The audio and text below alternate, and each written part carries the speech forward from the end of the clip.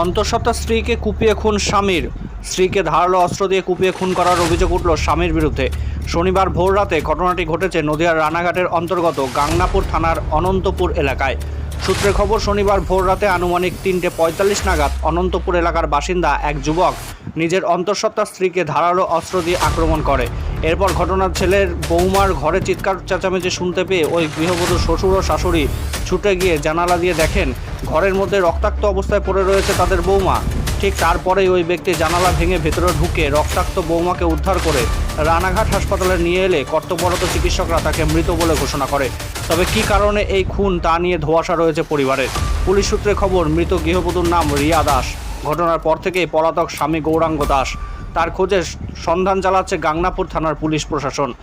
কালকে আমার বিকেলবেলা ফোন করে আমার মেয়ে, বলে বাবা তুমি কি করছো? আমি দোকান খুলছি মা, আমি সবে দোকান রেডি করেছি, দোকান খুলছি।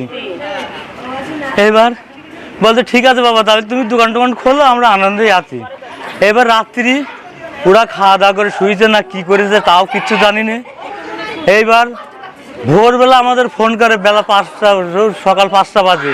তখন ওর মার কাছে নাকি ফোন করে, বাড়ির এক পাশের লোক, ওরা ফোন করেনি কেউ, ফোন করেছে যে তোমাদের রিয়ার অবস্থা ভালো না, তুমি শিগগির এসো। এইবার আমার তাড়াতাড়ি ডেকে তুললো, আমি গাড়ি বের করলাম, আসলাম। আসতে মাঝিগ্রাম যখন ঢুকেছি তখন ওর শ্বশুর ফোন করে বলছে যে আমরা রানাঘাট হসপিটালে, দাদা এই ব্যাপার। আর কী হয়েছে? বলছে খুন করেছি, মেয়ের খুন করেছে, ছুরি দিয়ে খুন করেছে, ছুরি দিয়ে খুন করেছে আমার মেয়ের। আমার সে মেয়ে কই? আমার মেয়ের এনে দিক, আমার সে জামাই কই? আমার খুন করেছে আমার জামাই।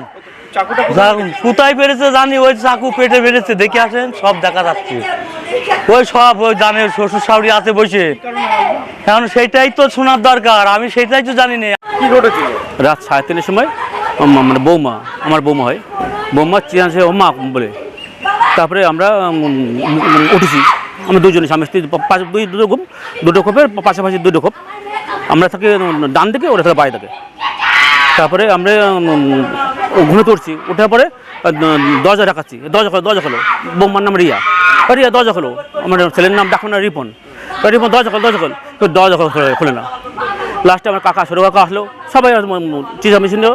দরজা আমি দরজা ভাঙতে পারিনি, আমি জানলা ভেঙে ঘরে ঢুকেছি। ঘরে ঢুকে এখন কী হয়েছে প্রথম দেখিনি।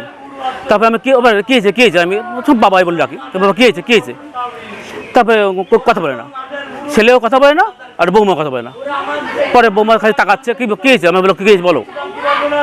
পরে দেখি যে, পরে প্রথম দেখিনি, পরে দেখেছি যে মানে তো কী হয়েছে। পরে অন্ধকারে ব্যাপার এইখানে জায়গাটা কি নাম কি? পেট। কোথায় চাকু মেরেছে? পেটে। আর কোথায় না। চাকু কি চাকু ওটা? আমরা তো দেখিনি।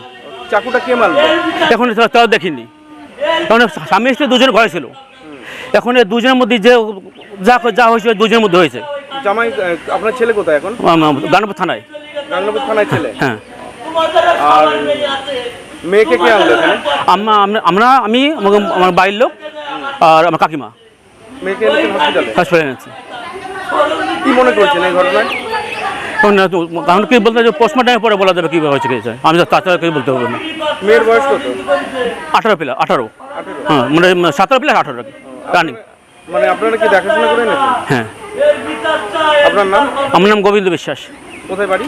অনন্তপুর গ্রাম, হ্যাঁ, গাংনাপুর থানা।